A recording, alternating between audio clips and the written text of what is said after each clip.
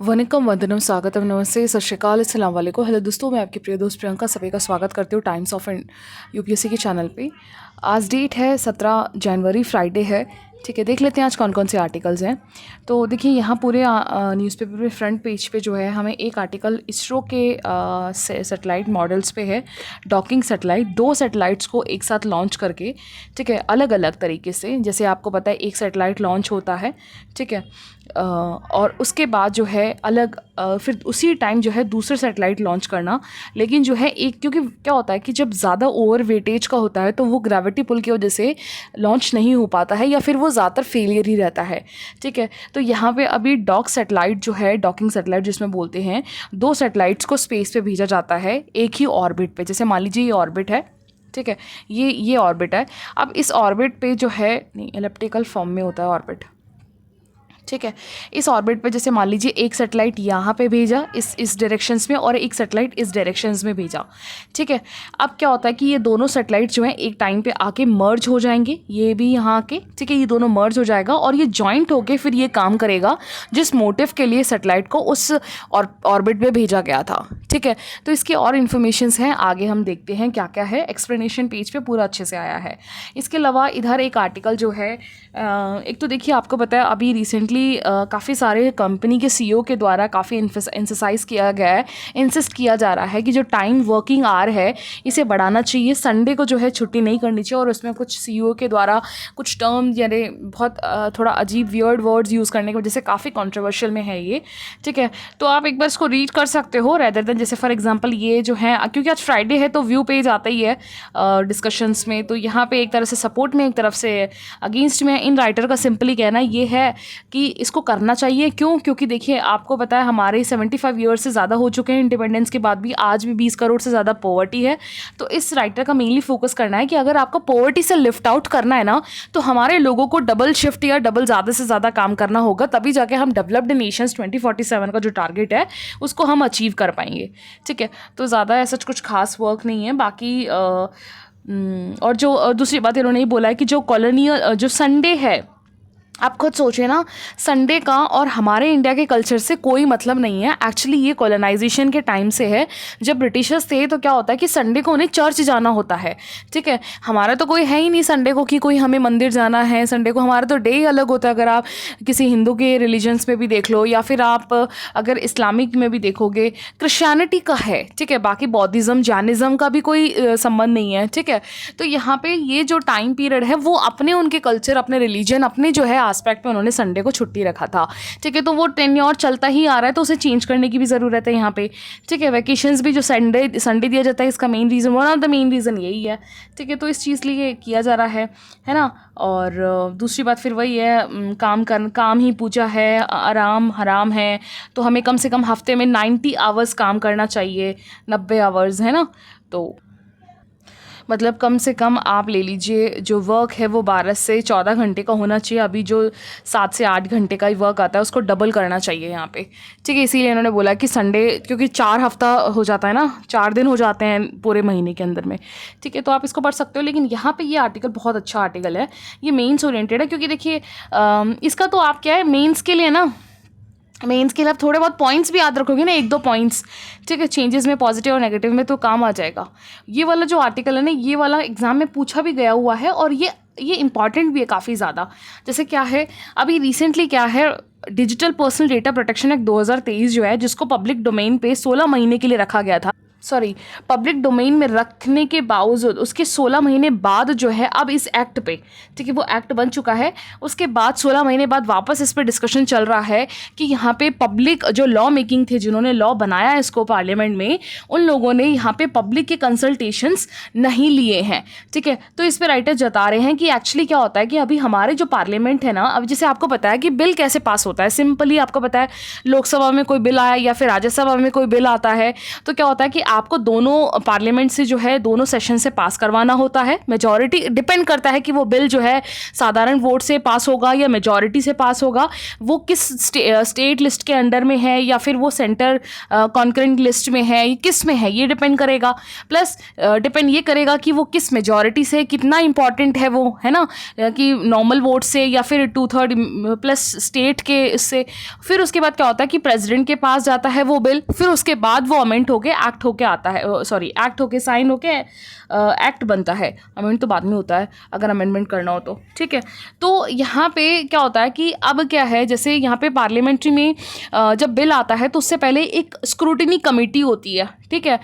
जब ड्राफ्ट तैयार होकर आता है, उससे पहले ही देखिए ड्राफ्ट तैयार होता है, अलग अलग जिस भी डिपार्टमेंट से आता है, जैसे मिनिस्ट्री ऑफ एग्रीकल्चर है, जिस भी मिनिस्ट्री से, एजुकेशन से, है ना, ह्यूमन राइट से, सोशल जस्टिस से, जिससे भी आता है वो डिपार्टमेंट अपना बिल तैयार करती है, डिपार्टमेंट से फिर पार्लियामेंट में आता है, उसकी स्क्रूटिनी होती है, पार्लियामेंट कमेटी स्क्रूटिनी करती है, ठीक है। लेकिन इसके अलावा भी जो है PLCP है, प्री लेजिस्लेटिव कंसल्टेशन पॉलिसी, 2014 में ये लाया गया था ministry of law and justice के द्वारा, ठीक है। ये पॉलिसी क्या कहती है कि भैया जो भी आप बिल लेके आते हो पार्लियामेंट में, ठीक है, तो वो सारे डिपार्टमेंट, सारे मिनिस्ट्रीज, है ना, और पब्लिक डोमेन्स में कंसल्टेशंस के बाद ही जो है ये एक्ट बनेगा, ठीक है। लेकिन अब यहाँ क्वेश्चन है कि राइटर बता रहे कि ऐसे कितने एक्ट हैं जो PLCP का जो कंसल्टेशन पॉलिसी है उसके जो प्रिंसिपल्स हैं उसको फॉलो करके पास होते हैं हमारे इंडिया के पार्लियामेंट में, ठीक है। और सबसे बड़ी बात, अभी जैसे रिसेंटली यूनियन मिनिस्ट्री किरण रिजिजू ने ये बात बोली लॉ एंड जस्टिस की तरफ से कि हमारी ministries law and order, law and justice के पास तो कोई डेटा ही नहीं है कि PLCP जो है वो PLCP के पास कि पार्लियामेंट में कितने लॉज को जो है सारे डिपार्टमेंट्स में दिया गया, कहाँ कंसल्टेशंस हुई, ये डेटा हमारे पास नहीं है। तो ये बहुत चिंताजनक वाली बात हो गई, ठीक है। अगर PLCP प्रिंसिपल की बात करोगे तो उसमें पैराग्राफ 11 में लिखा गया है कि देखिए यहाँ पे क्या है, आप पब्लिक डोमेन में आपको रखना होगा। इससे क्या होता है कि जो मेजर लूप होल्स है वो उससे पता चलेगा, ठीक है, पॉलिसी का क्या पर्पस है ये क्लियरली पता चलेगी। अगर आप इस चीज़ को अवॉइड करते हो तो इसका मतलब ये है कि ओवरऑल डिसीजंस लेने का जो पावर है ना वो सिर्फ और सिर्फ सरकार को दे दी गई है, और सरकार सोलोली अपने हिसाब से यहाँ पे अगर डिसीजन लेती है तो फिर ओवरऑल हमारा जो देश की ट्रांसपेरेंसी, अकाउंटेबिलिटी और पार्टिसिपेटरी डेमोक्रेसी पे क्वेश्चन मार्क लग जाता है, इसको वीक कर देती है ये, ठीक है। तो इस तरीके से इस तरह की जो फ्लेक्सिबिलिटी है वो मिसयूज होने का चांसेस ज़्यादा रहता है। कंसल्टेशंस के बिना, क्राइटेरिया के बिना, आर्बिट्री के बिना जो है यहाँ पे जो स्टेक होल्डर्स हैं, ये बहुत बड़ा, ये स्टेक होल्डर्स यहाँ पे कौन है, सिटीजन्स, उनके लिए काफ़ी ज़्यादा कंसर्निंग है। तो इससे क्या होता है कि आप जो है ओवरऑल सिटीजन की वॉइस को दबा दे रहे हो, उनके जो लेजिस्लेटिव का जो प्रोसेस है इंक्लूसिव और डेलिब्रेट होना चाहिए वो चीज़ कहीं ना कहीं दबा दी जा रही है, ठीक है। और अगर हम बात करें, अगर स्क्रूटिनी होती भी है तो बहुत सारे, अगर आप जैसे पुअर स्क्रूटिनी और क्वालिटी ऑफ लेजिस्लेशंस की बात करोगे यहाँ पे, तो यहाँ पे राइटर बता रहे हैं, जैसे आप मान लीजिए CAR जो है, CA है ना, citizen amendment act, NRC bill जो था, फार्म एक्ट्स थे, ठीक है, फार्म बिल्स था, एक्ट तो बना ही नहीं है ना। तो ये मेनली जो है hardly legislative without meaningful consultations के साथ ही ये जो है, जो मेनली स्टेक होल्डर्स हैं, अब जैसे CA NRC में सिटीजन्स का है मेनली, स्पेशली जो माइग्रेट होकर आए हैं, यहाँ फार्म बिल्स में फार्मर्स का स्टेक होल्डर्स है ना, तो इनसे भी कंसल्टेशंस का ज़्यादा नहीं लिया गया है। इसके अलावा यहाँ पे right to information act, unlawful activity act हो गया, चाहे इंसॉल्वेंसी, बैंक करप्सी कोड हो, ठीक है, इनमें जो है ये सारे टेबल्ड हुए हैं पार्लियामेंट में without any consultations of the public, ठीक है। तो इसके अलावा जैसे बहुत सारे एक्ट्स तो ऐसे भी हैं, जैसे इसमें बताया नहीं है राइटर ने, लेकिन मैं आपको बताती हूँ, जैसे आधार एक्ट हो गया, ठीक है, या फिर किसी पर्टिकुलर रिलीजन बेस्ड का हो गया, या फिर बहुत सारे ऐसे सीरियस कंसर्न इशू बेस्ड हो गया। उन आर्टिकल्स को अगर पार्लियामेंट से नहीं करना होता, पार्लियामेंट में दोनों लोकसभा और राज्यसभा से नहीं होता, तो आपने ऑर्डिनेंस का एक नाम सुना होगा, ठीक है। ऑर्डिनेंस में क्या होता है कि राज्यसभा या लोकसभा में से कोई एक वर्किंग में नहीं होता, तो एक सेशन के द्वारा ही जो है इसको निकाल दिया जाता है। और वो बात अलग है कि 6 महीने बाद दूसरे सदन में भी इसे पास करवाना ज़रूरी होता है, लेकिन जैसे आधार कार्ड है उसको ऑर्डिनेंस से ही पास करवाया गया था 2018 में, ठीक है। तो इस तरीके से बहुत सारे गवर्नमेंट के द्वारा जो है, दोनों ही, ऐसा नहीं है कि जो आप पर्टिकुलर एक पॉलिटिकल पार्टी, कोई भी पॉलिटिकल पार्टी है है वो हर बार ऐसा करती है, ठीक है। तो इससे क्या होता है कि यहाँ पे जो है, और कई बार पीएलसी का देखा गया है कि इनके प्रिंसिपल्स के अकॉर्डिंग तो जो पब्लिक डोमेन में होते हैं वो 2-3 लैंग्वेज में ही होते हैं। आपको पता है हमारे नेशनल लैंग्वेजेस क्या, हमारे पास ओवरऑल जो है नेशनल लैंग्वेज तो हमारे इंडिया का है ही नहीं, लेकिन अगर आप ओवरऑल ऑफिशियल लैंग्वेजेस देखोगे तो हमारे पास कम से कम 22 लैंग्वेजेस है शेड्यूल 8 के अकॉर्डिंग, है ना। तो आपके पास जो बिल है वो 22 लैंग्वेजेस में भी होनी चाहिए, लेकिन यहाँ पे 2-3 लैंग्वेजेस में ही होके बात निपट जाती है, ठीक है। और पीआरएस पब्लिक पार्लियामेंट की एक रिपोर्ट के अकॉर्डिंग जनवरी 2022 में 4 बिल में से 3 बिल ऐसे थे जो बिना प्रायोरिटी के ही पब्लिक कंसल्टेशंस के ही पास कर दिया गया था। यानी कंसल्टेशन 54% कंसल्टेशन ऐसे लॉज हैं, 54% ऑफ लॉज में उनकी जो मैंडेटेड टाइम है कि 30 दिन तक तो वो कंसल्टेशन पीरियड्स के लिए पब्लिक डोमेन में रहेगा, उस चीज़ को भी जो है यहाँ पे फॉलो नहीं किया जाता है, ठीक है। और अगर हम बात करें वर्ल्ड लेवल पे बेस्ट प्रैक्टिसेस की, तो राइटर यहाँ पे 2 एग्जांपल्स बता रहे हैं, एक है साउथ अफ्रीका का और एक साउथ कोरिया का।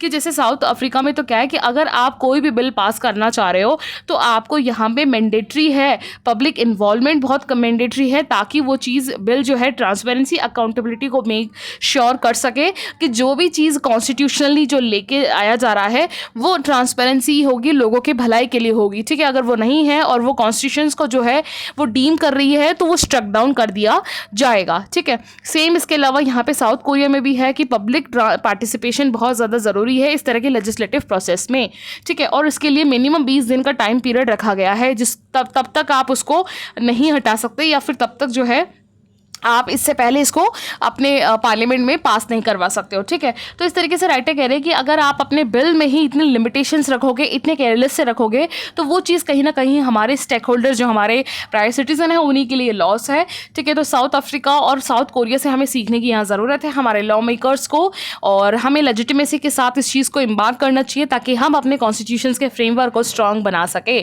ठीक है। तो ये एक आर्टिकल है। इसके अलावा नेक्स्ट आर्टिकल ये इसरो का देख लेते हैं। देखिए इसरो का एक्चुअली क्या है, इसमें मैंने बताया ना, सिंपली आप सिंपल कॉन्सेप्ट समझोगे तो आपके ऑर्बिट ट्री में क्या होता है कि 2 सैटेलाइट्स भेजा जाता है, ठीक है। और वो ऑटोमेटिकली एक टाइम बाद जितना भी टाइम जितना इनका सेटअप होता है, या तो मैनुअली या फिर ये ऑटोमेटिकली आपस में आके ये जॉइंट हो जाते हैं, है ना। क्यों, इसका मेन मोटिव क्या है? देखिए क्या होता है कि आप एक बार में बहुत मिलियन टन में जो है सैटेलाइट नहीं भेज सकते हो अपने ऑर्बिट पे, ठीक है। तो अब जैसे आने वाले टाइम पे बताया जा रहा है, जैसे कि इंडिया का जो है ना ऑब्जेक्ट है, या इंडिया का जो एम है ना, वो जैसे 2035 तक ना मून में हमें जो है इंसानों को भेजना है, 35 से लेकर 40 के बीच में, 2040 तक, है ना। तो उसमें कम से कम आपको 30 टन, है ना, और वो भी लो ऑर्बिट पे आपको भेजना होगा 30 टन, है ना। तो इतना ह्यूज वेटेज जो है आप एक बार में 1 गो में नहीं दे सकते हो। तो इससे क्या होता है कि हम बाइफरकेट कर देते हैं, 2 फॉर्म में सैटेलाइट को भेजते हैं और वो आपस में जॉइंट होके फिर उसके बाद उस ऑर्बिट में वो रन करते हुए सारे डेटा को कलेक्ट करती है। यही डॉकिंग सिस्टम हो गया, ठीक है। तो ये ऐसा नहीं है कि इंडिया पहला कंट्री है, इंडिया 4th कंट्री है। इससे पहले जो है यूएसए, रशिया, चाइना इस चीज़ को टेस्ट कर चुके हैं, ठीक है। अब जैसे यहाँ पे आप बात करोगे, जैसे कि यूएसए ने जो है सबसे पहले जब सोवियत यूनियन ने मून पे कदम रखा था, उसके बाद जो है यूएसए ने इस चीज़ पे काम करना शुरू किया। 1966 में नासा जेमिनी 8 के नाम से पहला स्पेसक्राफ्ट था जिसने डॉक सिस्टम को अपनाया। उसके बाद जो है, और ये 1969 में नील आर्मस्ट्रॉन्ग के तहत ना इन्होंने फिर जो है नील आर्मस्ट्रॉन्ग के तहत ये फर्स्ट ह्यूमन जो मून पे गए थे, उनके सपोर्ट पे इस चीज़ को आगे बनाया, ठीक है। इसके अलावा यूएसएसआर ने भी डॉकिंग सिस्टम 1967 में करा, कॉस्मोस 186 और कॉस्मोस 188 पे। चाइना ने 2011 में करा, शिंजू 8 स्पेसक्राफ्ट में, ठीक है। और ठीक है, इसके बाद अब इंडिया 4th नेशन है ग्लोबली जो डॉकिंग सिस्टम अपना रहा है, ठीक है। तो ये बहुत ही एक बेहतरीन और बहुत ही शानदार वाली बात है। और आपको पता है धीरे धीरे भारत भी जो है अपना भारतीय अंतरिक्ष स्टेशन बनाने की कोशिश कर रहा है, तो उस पर भी काम करना है, जो कि 2028 से इसके लिए फर्स्ट रोबोटिक मॉड्यूल्स भी लॉन्च हो जाएगा। और आपको पता है अभी हमारा नेक्स्ट जो चंद्रयान 4 है, और भी मून सैटेलाइट्स और भी सैटेलाइट्स होंगी जो उनके लिए ये चीज़ें हेल्पफुल रहेंगी, ठीक है। तो आई होप आपको ये डॉक सिस्टम समझ में आया होगा। इसके अलावा आ जाता है FTI-TTTP। क्या है ये? अभी recently union ministry, home ministry ने क्या करा है, थर्सडे को इनॉग्रेट किया है FTI-TTP। क्या है ये? जैसे आपको पता है जो फॉरेनर्स होते हैं, जो OCI पासपोर्ट लिए हुए हैं या NRI पासपोर्ट लिए हुए हैं, ठीक है, उनके जो डॉक्यूमेंट्स वेरिफिकेशंस होते हैं ना, वो नॉर्मली बहुत टाइम टेकन हो जाता है।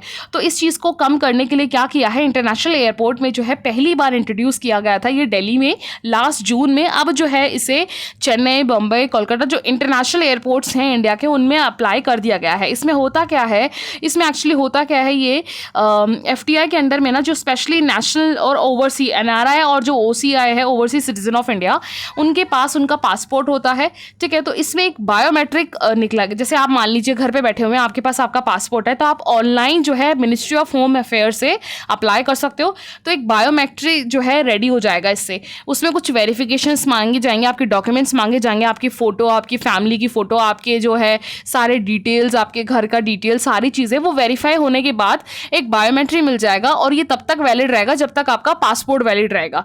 इससे होगा क्या, इससे होगा ये कि आपको नॉर्मल क्यू में लगने की ज़रूरत नहीं है। आप नॉर्मली जैसे एयरपोर्ट में हम जाते हैं तो क्या होता है, हमारे पास टिकट होता है और हम घर से ही जो है E-पास ले लेते हैं, जो बोर्डिंग पास होता है, जिसको E-पास भी बोलते हैं, बोर्डिंग पास हो जाता है। तो नॉर्मली आपको बोर्डिंग पास कर लेनी है और आपके पास बायोमेट्रिक है आपके पासपोर्ट का। तो जो बहुत लंबी लाइन लगती थी ना एयरपोर्ट में, अगर आपने इंटरनेशनल लेवल पे देखा होगा तो बहुत लंबी लाइन लगती है ना, तो वो जो टाइम टेकन है वो काफ़ी रिड्यूस हो जाएगा, ठीक है। तो आपको एक जो है बायोमेट्रिक मिल जाएगा, FRRO के ऑफिस से भी मिल जाएगा, ऑनलाइन भी मिल जाएगा ये, ठीक है। तो इससे ये चीज़ें ईजी हो जाएगी। तो ये है FTI TTP, जैसे आप ये काउंटर से ही समझ सकते हो, ठीक है। इसके अलावा नेक्स्ट आर्टिकल है 150 ईयर्स हो चुके हैं IMD को। अब जैसे इंडियन मेट्रोलॉजिकल डिपार्टमेंट जो है 150th एनिवर्सरी मना रहा है इस वेडनेसडे को, ठीक है। लेकिन अब यहाँ पे कुछ प्रोग्राम्स बताए, जैसे राइटर बता रहे हैं कि अब देखिए IMD पहले से अपने आप को पिछले लास्ट डेकेड से 40% इंप्रूव कर चुका है अपनी नेटवर्क अक्रॉस स्पेशली लैंड, सी, स्पेस के जो ऑब्जर्वेशन करता है।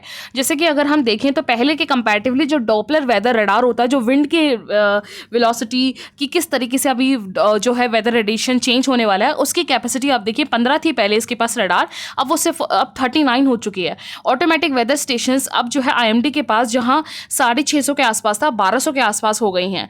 IMD के पास जो विंड स्पीड रिकॉर्डर है वो 19 हाई स्पीड थी, अब वो 37 स्पीड तक बढ़ चुकी है। रेनफॉल मॉनिटरिंग जो होता है वो नियरली 3000-4000 के आसपास था स्टेशन, अब 6000 ऑब्जर्वेशन हो चुका है।